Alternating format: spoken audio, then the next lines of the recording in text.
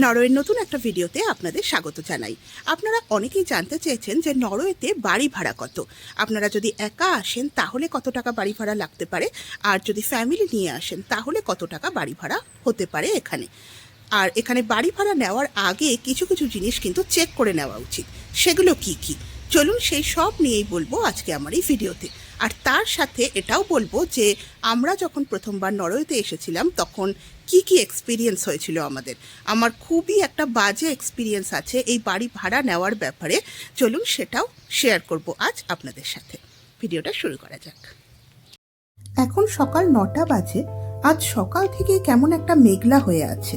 এখন তো একটু একটু বৃষ্টিও শুরু হয়ে গেছে। এখন ছেলেকে প্লে স্কুলে ছেড়ে দিয়ে যাচ্ছি বাড়ির দিকে।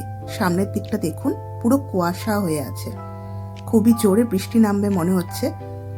নরওয়েতে এই বাড়ি ভাড়াটা আসলে নির্ভর করে আপনি কোন শহরে চাইছেন, বাড়ির সাইজ কিরকম আর লোকেশন কিরকম। লোকেশন বলতে আপনি সেন্টারের কাছে থাকছেন না একটু দূরে থাকছেন, তার উপর নির্ভর করে। এখন কেউ যদি এখানে একা আসে তাহলে সবসময় প্রেফার করে শেয়ার্ড রুম নেওয়ার, যাতে ভাড়াটা একটু কম হয়। নরওয়ের রাজধানী অসলোতে কিন্তু ভাড়া বেশি হয় সাধারণত। যদি আপনি শেয়ার্ড রুমও নেন সেক্ষেত্রেও 8,000 থেকে 12,000 নক পর্যন্ত লেগে যায়, যা ভারতীয় টাকায় বলতে গেলে 50,000 থেকে 96,000 টাকার কাছাকাছি লাগে শেয়ার্ড রুম বা 1 বেডরুম অ্যাপার্টমেন্ট জন্য। আর আপনি যদি ফ্যামিলি নিয়ে আসেন সেক্ষেত্রে আপনার 2 বেডরুম অ্যাপার্টমেন্ট দরকার হয়, তখন 12,000 থেকে 18,000 নক পর্যন্ত লাগতে পারে, যা ভারতীয় টাকায় প্রায় 1.5 লাখ টাকার কাছাকাছি। আর 3 রুম অ্যাপার্টমেন্ট হলে তো 25,000 নক বা তারও বেশি হয়ে যায়। ছোট শহর যেমন ক্রিস্টানসান, ট্রনহ্যাম এসব জায়গায় ভাড়াটা একটু কম হয়। তাই বাড়ি খোঁজার আগে নিজের বাজেটটা ঠিক করে নেওয়াটা কিন্তু খুবই দরকার।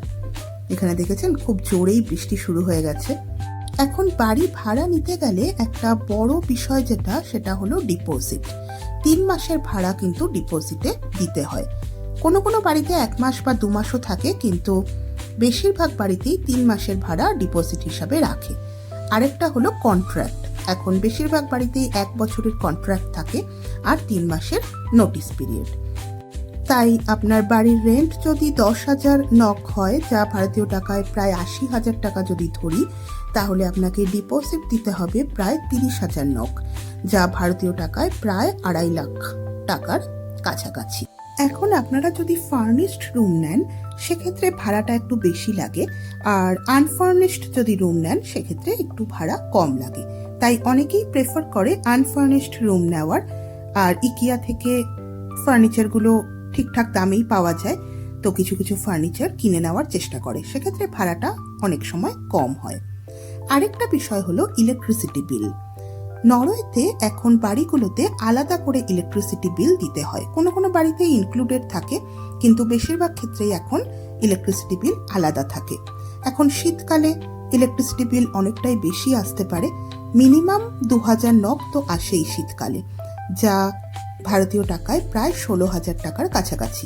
অনেকের তো 5,000 6,000 নক পর্যন্ত আসে, কারণ এই শীতকালে হিটার চলে, হট ওয়াটার লাগে, এইসবের জন্য ইলেকট্রিসিটি বিলটা অনেকটাই বেশি হয়। তো যেটা আগে বললাম যে আমার একটা বাজে এক্সপিরিয়েন্স আছে নরওয়েতে বাড়ি ভাড়া নেওয়ার ব্যাপারে, সেটা হলো আমরা যখন প্রথমবার নরওয়েতে এসেছিলাম তখন fin.no থেকে সার্চ করে বাড়ি ভাড়া নিয়েছিলাম। এখন সেই বাড়িটাতে ইলেকট্রিসিটি ইনক্লুডেড ছিল। আর যেটা বললাম যে বাড়ি ভাড়া নেওয়ার সময় ডিপোজিট তো থাকেই, তো লাকিলি আমাদের 1 মাসের ডিপোজিট ছিল ওই বাড়িটা ভাড়া নেওয়ার সময়। এখন 1 বছর 2 বছর হওয়ার পরে বাড়ির অনার বললেন যে না, এখন ইলেকট্রিসিটি এক্সক্লুডেড হবে। এখানের ইলেকট্রিসিটির রেটও কিন্তু খুবই বেশি। তো তখন আমাদের বাড়ি ভাড়াটা অনেকটাই বেশি হয়ে গেল ইলেকট্রিসিটি নিয়ে। আমরা ভাবলাম যে বাড়িটা তখন চেঞ্জ করব। এখন ডিপোজিট আছে 1 মাসের, তো বাড়ির অনার বললেন যে ঠিক আছে, বাড়ি যখন ছাড়বেন, যখন চাবি দেবেন, তারপরে এই ডিপোজিটটা আপনারা ফেরত পেয়ে যাবেন, কিন্তু বাড়িটা ক্লিন থাকতে হবে।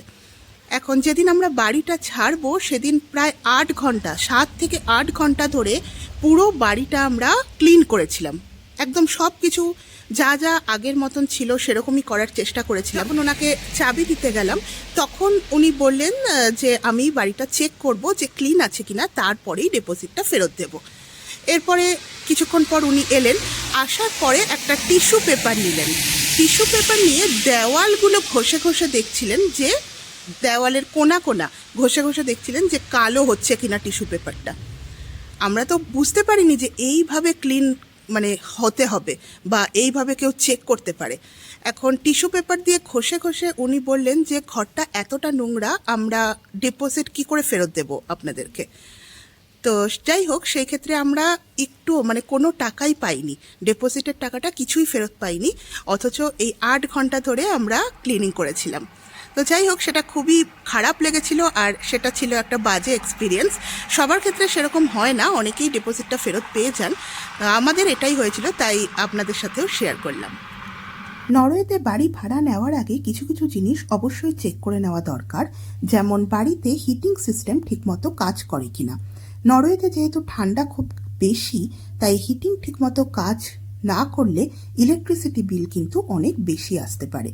তাছাড়া ইন্টারনেট সেটা বাড়ি ভাড়ার মধ্যে ইনক্লুডেড আছে কিনা এই সবগুলো দেখে নেওয়া উচিত। আর সব সময় লিখিত কন্ট্রাক্টও করা উচিত। চলুন, কথা বলতে বলতে আমি পৌঁছে গেলাম বাড়ির কাছাকাছি।